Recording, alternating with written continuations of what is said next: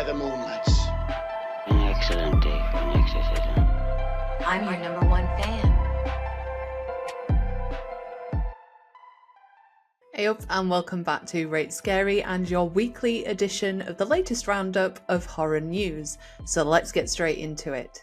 First up, I want to talk about Clown in a Cornfield, which is making its way into theatres from May this year and is based on an award-winning horror novel by Adam Cesare. Shudder has released a trailer for this recently and it includes a brand new killer clown, Friendo. And everyone is a friend of Friendo, and Friendo loves killing his friends. This film is about Quinn and her father who have just moved to the quiet town of Kettle Springs hoping for a fresh start in life.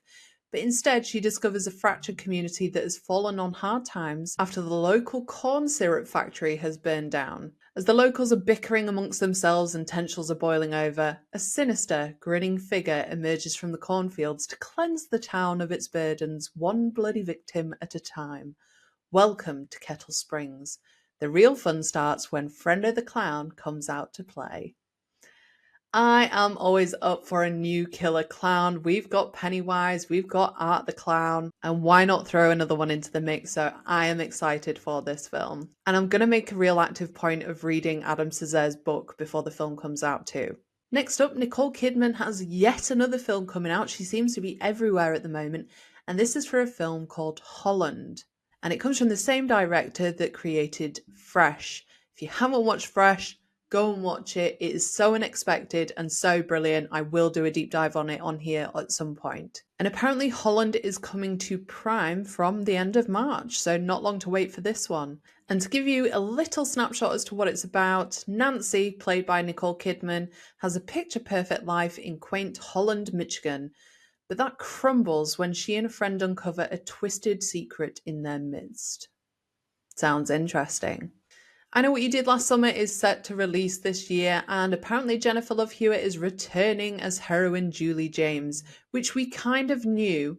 But thanks to director Jennifer Katyan Robinson, she has shared a picture on Instagram this week teasing Julie's comeback. And I think we've all got a good idea of what the message inside that envelope actually says. We also know that Freddie Prinze Jr. is also reprising his role from the original two I Know What You Did Last Summer films, 27 years after the release of I Still Know What You Did Last Summer. We haven't got any plot details still, but the original film follows four young friends who are separated by a tragic accident and then reunited when they find themselves being stalked by a hook-wielding maniac in their small seaside town. As soon as I have any more information on this film, I will share it here. Recently, the SAG Awards streamed on Netflix, and in addition to Demi Moore taking home a statue for her performance in The Substance, the Screen Actors Guild Awards also celebrated horror in a really, really unexpected way, because prior to Jamie Lee Curtis coming out onto stage to present an award, a video package aired paying tribute to horror's screen queens,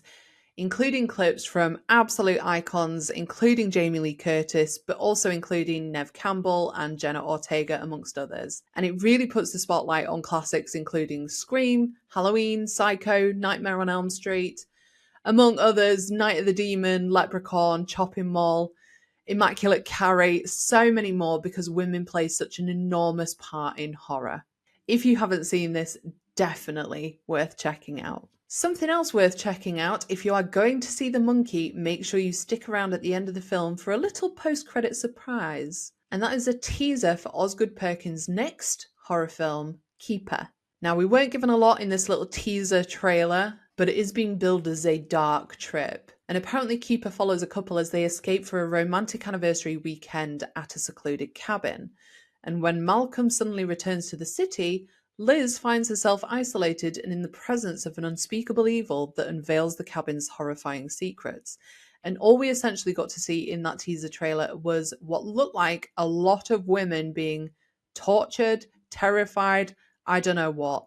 But if Osgood Perkins is behind it, based on his current track record, I'm going to go watch it. And then lastly, we have been waiting to find out when The Last of Us Season 2 is going to premiere, and the announcement has finally been made. It's coming out on the 13th of April this year, which is around about 6 weeks away and far less time than what I was expecting to wait. and this has been teased in the form of character posters which say every path has a price. Now we have got some returning cast from season 1, including Pedro Pascal as Joel, Bella Ramsey as Ellie, Gabriel Luna as Tommy, and Rutina Wesley as Maria. And another thing that we can expect is that this second season, while it is adapting the video game sequel The Last of Us Part 2, we probably won't see the entire game's events play out over just one season, and it is probably going to be spread over 2, if not more. Which, if you're a fan of The Last of Us, is great news. A fairly quiet week in terms of horror news, but that is my roundup. Please do stick around if you are not following already. Make sure you like and subscribe because I release horror news every single week and I don't want you to miss out. See you with this then. I'll see you soon. They're coming to get you, Barbara. I guess everyone's entitled to one good scare, huh? I'll be right back. Game over. It's all for you. Beware the moonlights. An excellent day for an exorcism. I'm your number one fan.